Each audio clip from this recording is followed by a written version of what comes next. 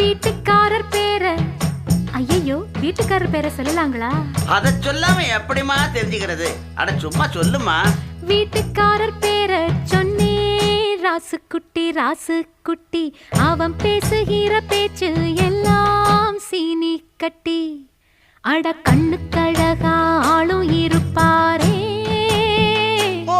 நித்தம் கலர் கலராடை அணிவாரே.